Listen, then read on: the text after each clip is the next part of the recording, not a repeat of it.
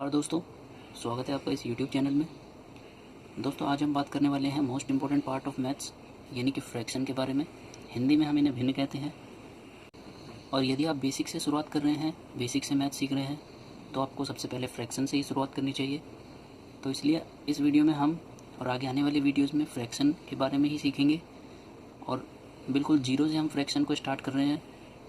हम आज की वीडियो में और आगे आने वाली वीडियोज़ में देखेंगे फ्रैक्शन क्या होता है, फ्रैक्शन के प्रकार कितने होते हैं, फ्रैक्शन यानी भिन्नों को ऐड, जोड़ते, घटाते, मल्टीप्लाई और डिवाइड कैसे करते हैं, भिन्नों को कंपेयर कैसे करते हैं यानी भिन्नों की तुलना किस प्रकार करते हैं।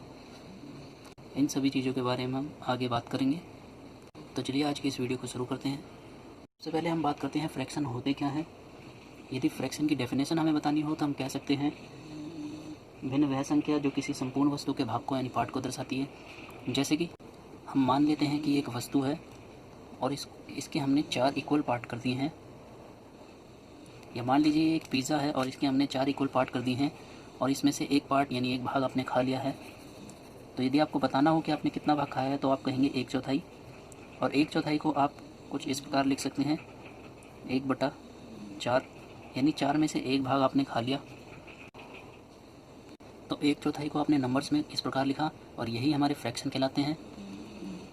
यदि आपने इसमें से 2 पार्ट खाए होते तो आप लिख सकते थे 2/4। फ्रैक्शन में आप इस प्रकार लिख सकते थे 2/4। और बटे के ऊपर वाले भाग को हम अंश कहते हैं, इंग्लिश में हम इसे कहते हैं न्यूमरेटर। और बटे के नीचे वाले भाग को हम कहते हैं हर, इंग्लिश में हम इन्हें कहते हैं डिनोमिनेटर। तो दोस्तों, यहाँ हमने एक बात नोटिस की कि हमने जितने पार्ट लिए उन्हें बटे के ऊपर लिखा और टोटल पार्ट्स को यानी 4 पार्ट्स किए थे, 4 इक्वल पार्ट्स किए थे तो 4 को बटे के नीचे लिखा। दोनों जगह आप देख सकते हैं। तो इसका मतलब है कि हर यानी डिनोमिनेटर हमेशा टोटल पार्ट को रिप्रेजेंट करता है। भिन्न के या फ्रैक्शन के टोटल पार्ट्स को बटे के नीचे लिखा जाता है और उसमें से जितने भाग लिए गए वो बटे के ऊपर। तो दोस्तों, यहाँ तक हमने जाना फ्रैक्शन क्या होते हैं। जैसे कि बटे के ऊपर वाले भाग को हम कहते हैं अंश, बटे के नीचे वाले भाग को हम कहते हैं हर यानी डिनोमिनेटर और बटे के ऊपर वाले भाग को न्यूमरेटर। तो अब हम बात करते हैं टाइप ऑफ फ्रैक्शन यानी कि भिन्नों के प्रकार के बारे में। भिन्न को मेनली 3 प्रकार में डिवाइड किया गया है, जैसे कि सिंपल फ्रैक्शन, डेसिमल फ्रैक्शन और कंटिन्यूड फ्रैक्शन। सिंपल फ्रैक्शन को हिंदी में कहते हैं साधारण भिन्न, डेसिमल फ्रैक्शन को हिंदी में कहते हैं दशमलव भिन्न और कंटिन्यूड फ्रैक्शन को हिंदी में कहते हैं सतत भिन्न। सिंपल फ्रैक्शन के भी कुछ टाइप हैं, जैसे कि प्रॉपर फ्रैक्शन यानी कि उचित भिन्न, इम्प्रॉपर फ्रैक्शन यानी कि अनुचित भिन्न और मिक्स फ्रैक्शन यानी कि संयुक्त भिन्न और कॉम्प्लेक्स फ्रैक्शन यानी कि जटिल भिन्न। तो सबसे पहले हम बात करते हैं प्रॉपर फ्रैक्शन। हिंदी में हम इन्हें उचित भिन्न कहते हैं या समभिन्न भी कहते हैं। ये ऐसे भिन्न होते हैं जिनका डिनोमिनेटर बड़ा होता है और न्यूमरेटर छोटा, जैसे कि 5/7। एग्जाम्पल के लिए हम देखते हैं 5/7 को, जिसमें कि 7 बड़ा है और 5 छोटा है। ये 5 है न्यूमरेटर और 7 है डिनोमिनेटर। डिनोमिनेटर बड़ा है और न्यूमरेटर छोटा है यानी कि हर बड़ा है और अंश छोटा है। तो ये क्या है? ये एक प्रॉपर फ्रैक्शन का एग्जाम्पल है। एक और एग्जाम्पल देखते हैं, जैसा कि 2/3। ये क्या है? ये भी एक प्रॉपर फ्रैक्शन है क्योंकि इसका हर बड़ा है और अंश छोटा है। एक एग्जांपल और देख लेते हैं, जैसे कि 10/7।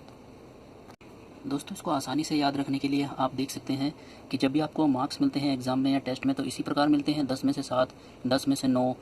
तो ये उचित भिन्न कहलाते हैं। कभी ऐसा तो नहीं होता है ना कि आपको 10 में से 7 में से 10 मार्क्स मिले हों इस प्रकार, तो ये उचित भिन्न नहीं हो सकते। उचित भिन्न यही है, जैसे कि 10 में से आपको 7 मार्क्स मिले हैं तो इस प्रकार आप याद कर सकते हैं।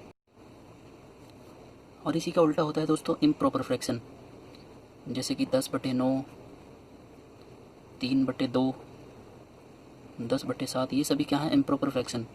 इनका अंश बड़ा है और हर छोटा है। ये प्रॉपर फ्रैक्शन का उल्टा कर दीजिए तो ये इम्प्रॉपर फ्रैक्शन हो जाते हैं। तो अब बात करते हैं मिक्स फ्रैक्शन की। मिक्स्ड फ्रैक्शन को हम कुछ इस प्रकार लिखते हैं, जैसे 6 से ही 1/3 या 3 से ही 1/2। मिक्स फ्रैक्शन को हम कुछ इस प्रकार लिखते हैं। इनमें ये 6 क्या है? 6 एक इंटीजर है और ये 1/3 एक फ्रैक्शन। तो इंटीजर और फ्रैक्शन मिलकर बनते हैं मिक्स्ड फ्रैक्शन। जैसे कि यहाँ पर ये 3 एक इंटीजर है यानी कि एक पूर्णांक है और 1/2 ये एक भिन्न है यानी एक फ्रैक्शन है। तो ये कहलाते हैं मिक्स्ड फ्रैक्शन यानी कि संयुक्त भिन्न। मिक्स्ड फ्रैक्शन को हिंदी में हम संयुक्त भिन्न कहते हैं। दोस्तों, इन्हें सॉल्व करना हम आगे की वीडियोज़ में सीखेंगे। फिलहाल हम इनके टाइप्स देख रहे हैं। तो अब बात करते हैं कॉम्प्लेक्स फ्रैक्शन। कॉम्प्लेक्स फ्रैक्शन को हिंदी में हम जटिल भिन्न कहते हैं। कॉम्प्लेक्स फ्रैक्शन को हम इस प्रकार लिखते हैं जैसे कि 4/5 बटे 2/5 या 2/4/5 या 4/9/7। तो कॉम्प्लेक्स फ्रैक्शन को हम कुछ इस प्रकार लिखते हैं जैसा कि आप यहाँ देख सकते हैं। इसमें अंश भिन्न है, यानी कि ऊपर वाला पार्ट ये क्या हुआ, ये अंश हुआ यानी न्यूमरेटर हुआ, और ये नीचे वाला 2/5 ये भी एक भिन्न है, ये भी एक फ्रैक्शन है, और ये हर भी है क्योंकि बीच में बड़े बट्टे का साइन है। तो आप देख सकते हैं ऊपर वाला भाग भी एक भिन्न है और नीचे वाला भाग भी भिन्न है। ये क्या है, जटिल फ्रैक्शन यानी कॉम्प्लेक्स फ्रैक्शन है। दूसरे एग्जाम्पल में आप देखेंगे तो यहाँ हर भिन्न है, जैसे कि आप देख सकते हैं 2 के बाद बड़े बट्टे का साइन है, उसके बाद 4/5। तो ये क्या है, ये हर है। इसमें हर भिन्न है, अंश भिन्न नहीं है क्योंकि अंश 2 दिया है और उसके बाद बड़े बट्टे का साइन और नीचे एक भिन्न है जो कि हर है। ऐसे ही तीसरे एग्जाम्पल में देख सकते हैं। तीसरे एग्जाम्पल में 4/9 उसके बाद बड़े बट्टे का साइन है, यानी कि ये ऊपर वाला पार्ट हो गया और ये नीचे हर हुआ। तो यहाँ हर तो भिन्न नहीं है जबकि अंश भिन्न है, तो ये कहलाते हैं कॉम्प्लेक्स यानी कि जटिल फ्रैक्शन, जटिल भिन्न। इन्हें भी हम आगे की वीडियोस में सॉल्व करेंगे।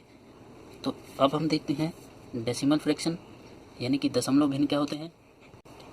दशमलव भिन्न ऐसे भिन्न जिनका हर 10 की घात के रूप में होता है। एग्जाम्पल के लिए हम देखते हैं जैसे कि 0.07 या 0.125, ये क्या कहलाते हैं, ये दशमलव भिन्न कहलाते हैं यानी डेसिमल फ्रैक्शन।